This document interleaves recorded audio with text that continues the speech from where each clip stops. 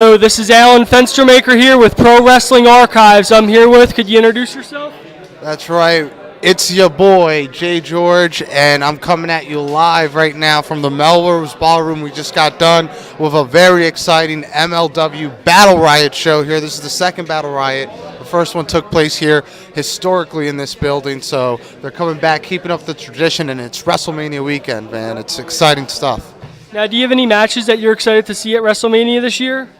At the actual event, the actual pay-per-view itself, WrestleMania, I mean, there's just so many matches going on right now. There's so much competition in the air, and everybody's going out and giving their best, not once but twice, 3 times a day, and it's really exciting to see. But as for WrestleMania itself, I'm excited to see the triple threat women's match, and I think it's going to be very cool because this is history in the making. Okay.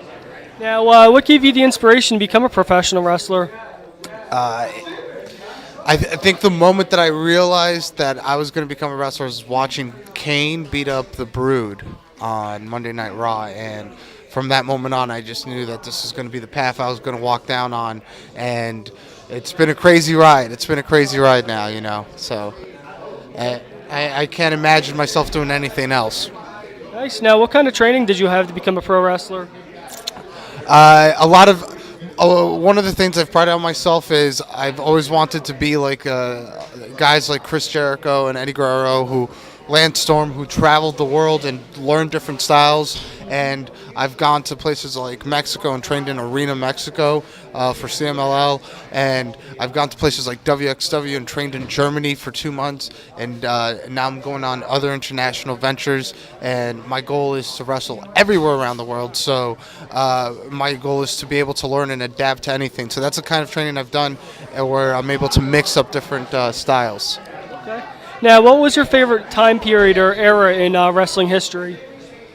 Oh, man. To go back and watch, I have to say that Attitude Era 1997 is one of my favorite years in wrestling.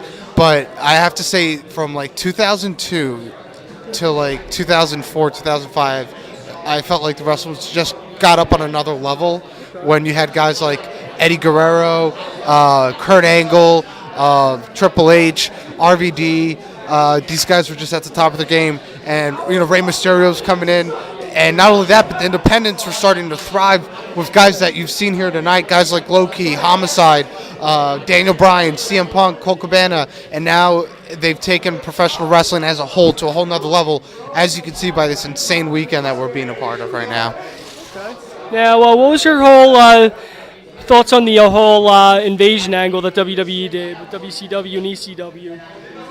I was super. I really like. I think if you go back and watch that Survivor Series match, like as a match, it's a really good match.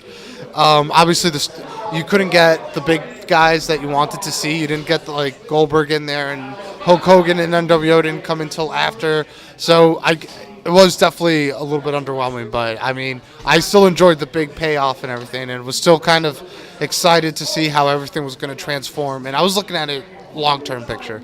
Sure. Okay, now do you have anything else you'd like to add or anything you'd like to shoot on at all? Or what do you want me to shoot on? Just pretty much anything. Just cut burn the carpet down, rip anything, unfiltered, uncensored. Well, I don't want to burn any bridges or anything, right? You got to be careful. But no, I will say I'm out here this weekend, and I'm not, truth be told, I'm not booked on a lot of events because I spent a lot of time out of the country, so it was kind of hard to make the proper connections in time for this weekend.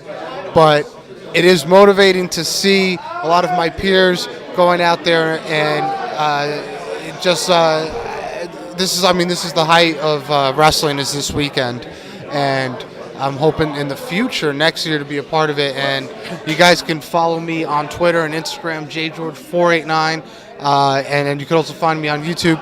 All of that's at jgeorge. That's your boy. Thank you very much for having me.